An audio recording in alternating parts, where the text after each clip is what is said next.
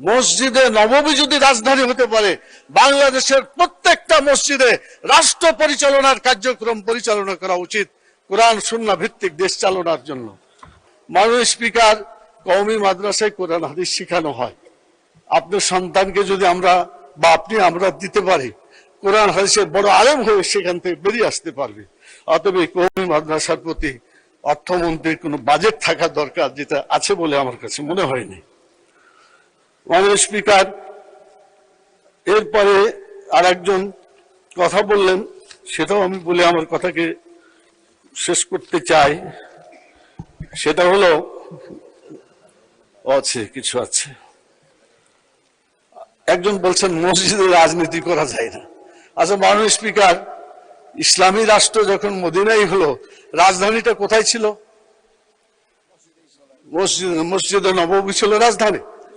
মসজিদে নববী যদি রাজধানী হতে পারে, বাংলাদেশের প্রত্যেকটা মসজিদে রাষ্ট্র পরিচালনার কার্যক্রম পরিচালনা করা উচিত কোরআন সুন্নাহ ভিত্তিক দেশ চালানোর জন্য। এটাই হবে আমাদের আদর্শ। বাজেট ভালো না লাগে, মাননীয় স্পিকার, হ্যাঁ ঠিক আছে, আমাদের মাননীয় প্রধানমন্ত্রী এখানে আছেন, উনি একটা সুন্দর উপহার দিবেন, লন্ডনে থেকে চিন্তা করেছেন। প্রাইমারি স্কুলের ছোট ছোট সোনামণিদের তাদের গায়ে পোশাক থাকবে, জুতা থাকবে। আমি মাননীয় প্রধানমন্ত্রীকে বলবো, মাদ্রাসায় যারা লেখাপড়া করে তার মধ্যে কি সেগুলো অন্তর্ভুক্ত আছে? যদি থাকে তাহলে উনাকে ধন্যবাদ, আর যদি না থাকে তাহলে উনাকে যোগ করে নিতে বলবো। উই ওয়ান্ট জাস্টিস, জুলাইয়ের চেতনা যদি মাননীয় প্রধানমন্ত্রীর মধ্যে থাকে, তাহলে সমতা, সব জায়গায় সমতা মানে বাস্তবায়ন করতে হবে।